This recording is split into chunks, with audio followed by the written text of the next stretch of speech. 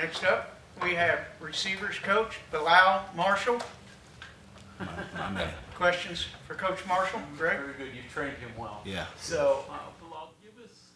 You guys were so young, especially towards the end of last year at your position. What was the growth during the season, and then what's the growth with those youngsters as they get into their, spring of what's going to be their sophomore year? Yeah, obviously it's an adjustment coming in when you're young. And really it's just the reps that you take, and the guys just got better and better throughout the year. This off season they trained really well.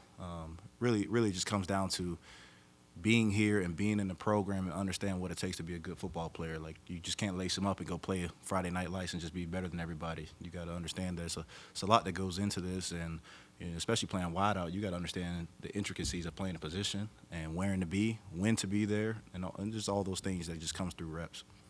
Badly did, Rodney and Traylon need the off season, just the weight and strength program, and how much bigger, stronger have they got? Yeah, both those guys, I want to say both of them put on 10 pounds of muscle, which is significant for both of them. And they're going to continue to grow. But, that strength training is not only just size, but speed too, and being able to get faster, stronger. And they feel more confident with their bodies. They're able to play more confident. They're able to play stronger. They're able to play faster because they just feel better. How much more confident is Rodney as a receiver? I know you guys manufacture touches for him, but with the route running and all the stuff that goes into it. Yeah, I think he's getting there. He's still not where I would like him as a route runner. He's still working through it. But the thing is that he covers up a lot of his mistakes through effort. He plays hard, and he's not scared. I think that this summer it'll probably really start to click for him as a wide receiver. But the kid is a ball player. He's gonna make plays, and the best thing he does is when he gets that ball in his hands and watch him go to work. Question with Traylon. What do you think of him? How's his progress? Yeah, his progress is going well. I spoke highly of him when he first got here, and I always figured he'd be a really good player. And he's going to be a good player. Right now he's leading the room in catches throughout this spring, and been highly productive. For him, just consistent approach every day and learning what it takes to be a pro. And that's why I always talk about the guys, like, be a pro in everything that you do. And don't rely on just the time that I have for you, but come in this building when I'm not asking for you. Come work on your craft with me not around. And that's something that's going to be the next big step for him, is to really, really invest in his body and taking care of his body is where I want to see him grow. And Hudson, he sort of made a huge splash last year. People in state knew about him, but outside maybe not. So, what would you think of his season, and what's he doing this spring? Yeah, I think his season, obviously, to everybody, just exceeded expectations. But he just got something to him to where he's confident and he's gonna be there when you need him. He's gonna make a play. The moment's never too big for him, and for this spring, really trying to help him grow as a player, kind of moving him around in different positions, and he's handled it very well. When the ball shows up, he just makes plays.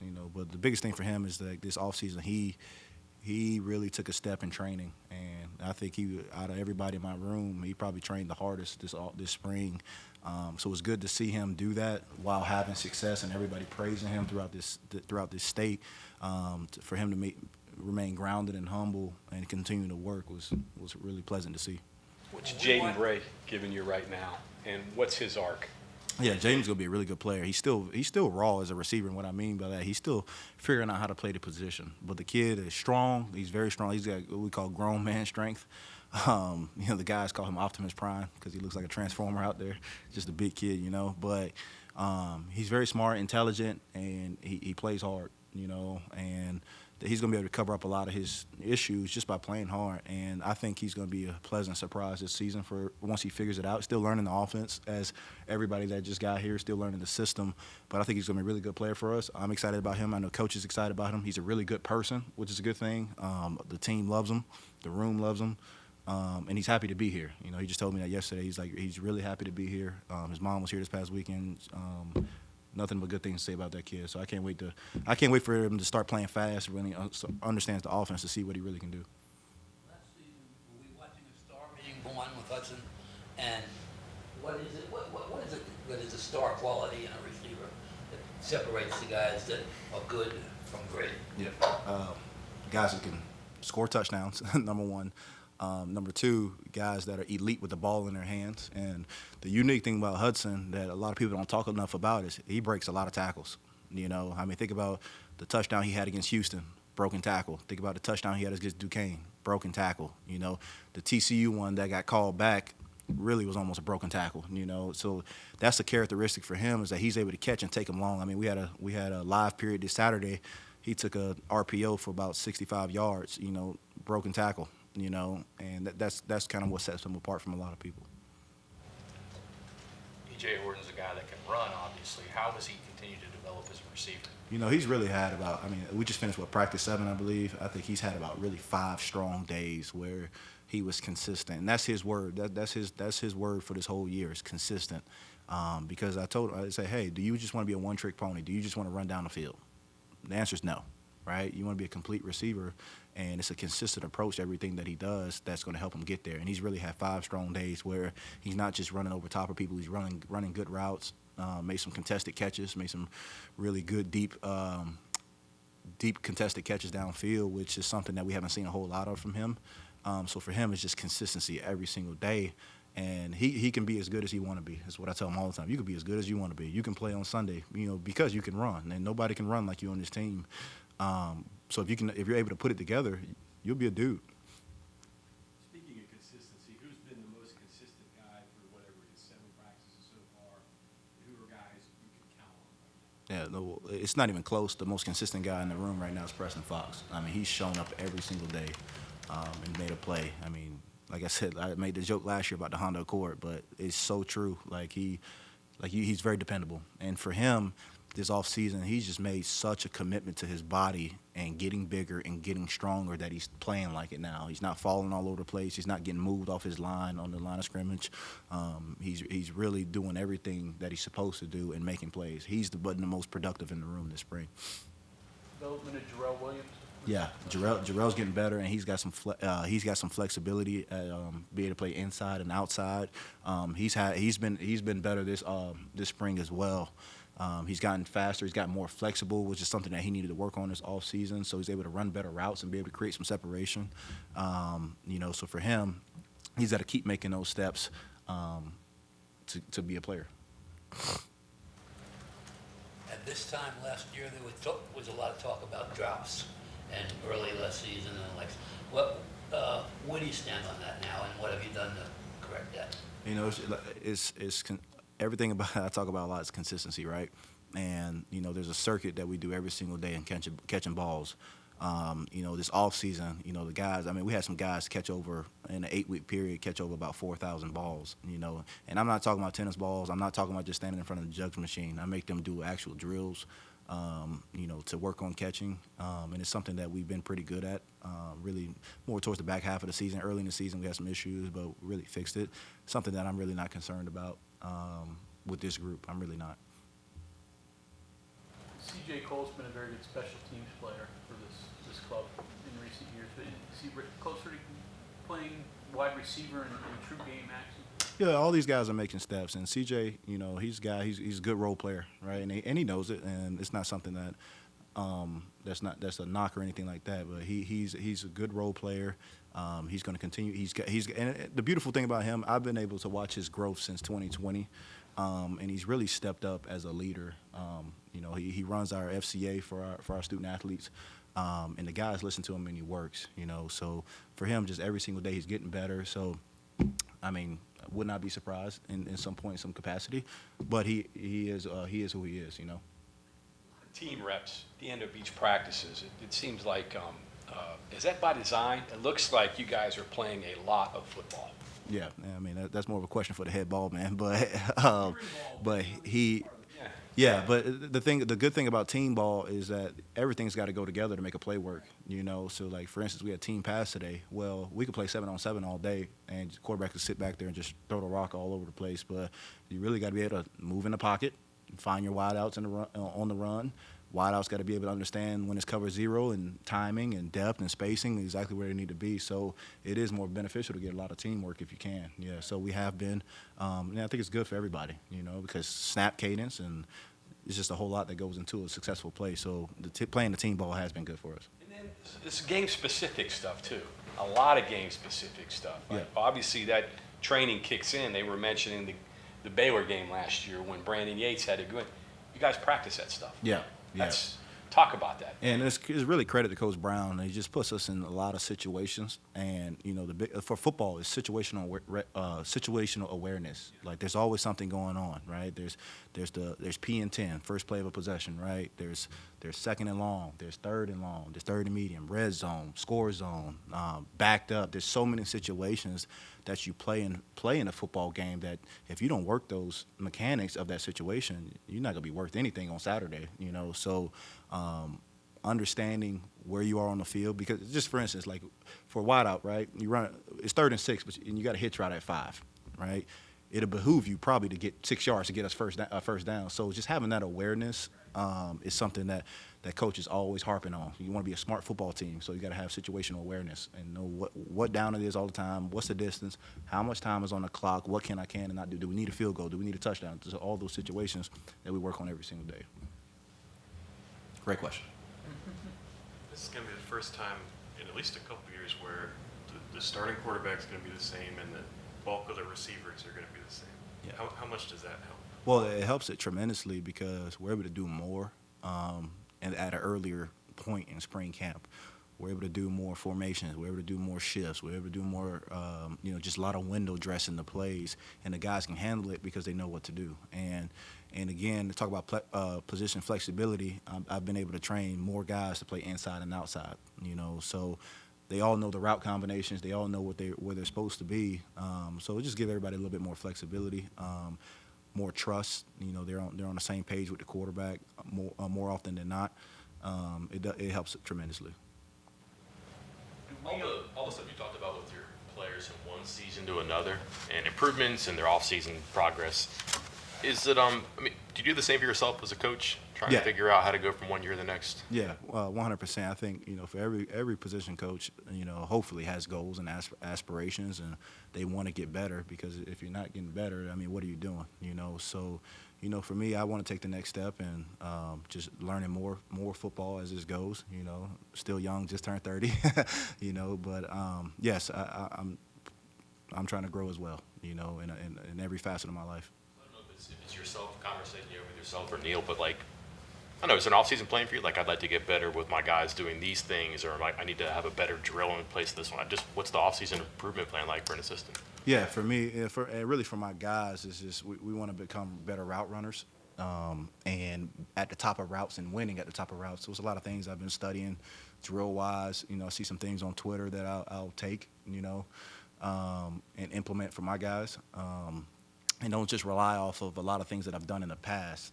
Just try to go out and find more drills, try to find more ideas for other guys, because there's a saying, the good ones borrow, the great ones steal.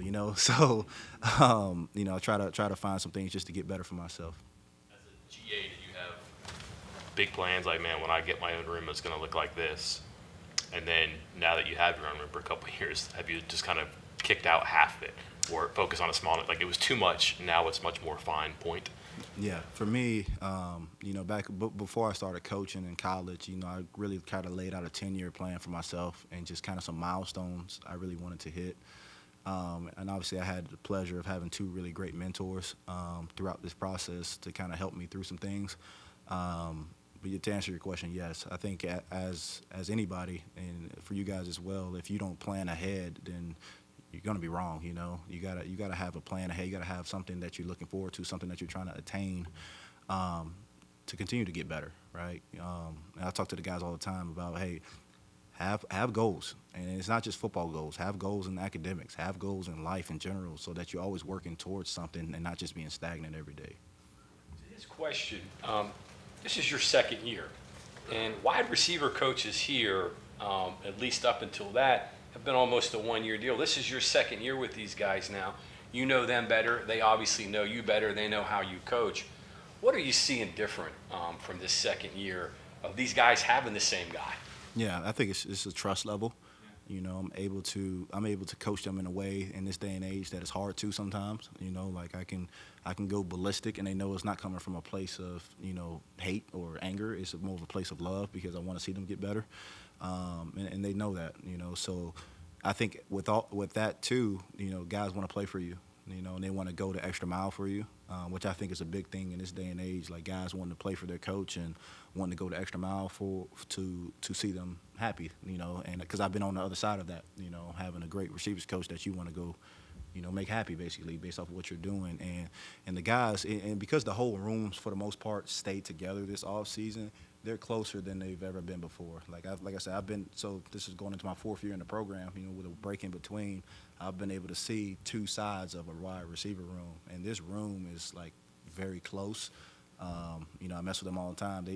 You know, I was on vacation back in February, and I was bored. You know, me and my wife just sitting on the beach. I just said, hey, what are you guys doing in the group chat? And they all send me a picture. They're all at Preston's house hanging out. You know, they all send me a group picture together, which is something that's rare in a wide receiver room because everybody wants the ball, right? You know, I hope they want the ball. You know, I don't want no wideouts that don't want the ball. But, you know, for them to be able to root for one another, push each other, cheer for one another, hold each other accountable is something that you just don't see a whole lot of, especially from a bunch of 18 to 22-year-olds. Wow, you guys coach the players. Who coaches the coaches? Coach Brown. In other words, you're a young coach. How much do you draw on people you played for? What has that meant to you? And how much is it trial and error? How much is it Coach Brown? Yeah, there is obviously some things that's trial and error, and that's what practice is for, to try some things out, to do some different things. But, yeah, Coach Brown does a great job of holding us accountable and holding us to the standard and pushing me. You know, I've been fortunate enough to be the one guy in the whole building that coaches the position that the head ball coaches played. So, you know, that's like his little baby. But, you know, he pushes me, and but he also allows me to have some freedom to do some things on my own and experiment with some things. Is what he allows me to do. Him being a former wide receiver, does he really harder on you, maybe, shall we say, than others? Or? He's not that bad. I'm just being a little dramatic, but he is definitely more attentive because he knows what he wants. He knows what it looks like, and for the most part, we're on the same page with a lot of things because I've been in the program for a while. Well, you talked about cross-training wide receivers and slot receivers. How difficult is that for them to adjust to? What's the biggest, you know, obstacle they have to overcome? Are there guys that just can't do both? They're either one or the other? Yeah, I think for number one, it's a skill set, you know, that you look for. Most of the guys that play inside, you got to be twitchy because a lot of things move, you know, post snap, and you got to be able to adjust on the fly. But I truly believe being able to play inside and outside is more on the teacher than it is the player. If I can make it make sense for them, they're able to go do it and play fast. Like, for instance, I've been experimenting with Hudson inside, Jarrell inside, a little bit of Traylon Ray inside. And we've had very low MAs. What I mean by that, missed assignments when doing that. So if I can make it simple for them where they understand it and they're able to play fast, you know, it doesn't matter who I put where. You know, the pieces are the pieces. You know, hit your spots and let's go. You know, so it all comes down to if I can teach it to them and keep it simple for them, they'll understand it. And for the most part, you know, that's what, as coaches, we want to make it simple for our guys so they can play fast. We don't want guys that think. Let me go back to the who coaches the coaches theme. What's the best lesson you've learned from who about coaching? Say that one more time. What was the best lesson you've learned about coaching, and who from, and how long has it stuck with you? Yeah, the big thing for me is preparedness, like being prepared for meetings, being prepared for your players. The worst thing as a coach is trying to coach on the fly and, you know, trying to make stuff up on the fly, which is something that you should never do as a coach. You should be prepared for your players so that way they get every ounce of it that they can. If you're not prepared, they're going to end up playing slow. They play slow, we lose games, you know. So for me, just being prepared every single morning, like, I mean, Coach Scott, he gets here about 4:30 every morning. That's something I'm not going to do, but I get here early and plan my day out, or I stay late and play the night before, playing the next day. You know, just to make sure that I have everything exactly the way I want it, so that you're not coaching on the fly. You said 2 mentors? Yeah, Jared and Neil. Neil, okay. Yeah, Jared and Neil. Okay, anything else for Coach? Just one more. That Okay. you were, I want to say you were out of coaching for a little bit, right? Before you actually got into the GA, it was something business, right? Yeah, so I finished playing ball at 17. I was working in sales 18, 19, and early 20. I was coaching high school in 19, and then 2020 moved up here. In sales, I guess at some point the switch goes on. You want to be a coach, right? Yeah. Did you find like in other walks of life? I'm not saying in sales you were the coach, but like you just had that natural. It seemed like you transitioned very well to coaching when you hit high school at a pretty high level down there, right? Yeah. And then here at GA, when you left, everybody liked you, and then bang, your VMI, and you're back here in a year or two. Yep. Did you find in just like your daily, it was there, you knew it. You just had to figure out when to get into it, how to get into it. Well, it makes perfect sense. Okay. And kind of, how it all came to fruition. First of all, 2016, my last year playing in college, Jared always would tell me that I need to play, I need to coach. He would always say that over and over and over. And I kind of just brushed him off, like wasn't really thinking about it. And it really wasn't until 2018 where he was coaching at Duke at the time, and me and 3 of my other wideouts that I graduated with, we went to go visit him on a trip because he had a bunch of young wideouts at the time at Duke, and he kind of wanted us to show them the way, how we played and how we practiced, because we had a really good room my senior year. And it kind of bit me right then and there. I was kind of like, man, that was kind of fun. And later on that year, I was back home in Miami, and they were playing the University of Miami. And he, I asked him for some tickets, and he had me come to the hotel and talk to the guys again that night. And again, it just kind of, I just kind of felt it in the air, like, man, I think this is what I wanted to do. And I called him up and told the coach I want to coach, and verbatim, he said, it's about damn time,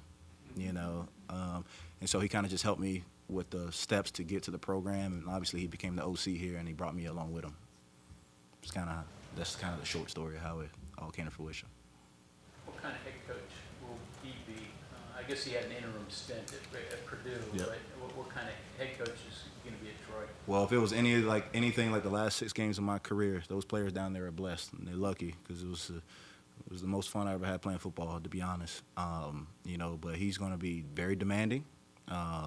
He's going to have a lot of energy. He's going to have a lot of fun every single day, but he's going to be very demanding of his players. And but it's all going to come from a place of love. And anybody that's had the pleasure of playing for him will say that word. Like, when you hear Jared Parker, you hear love, So they're going to be blessed down there at Troy. I'm happy for them, and they're going to do great things.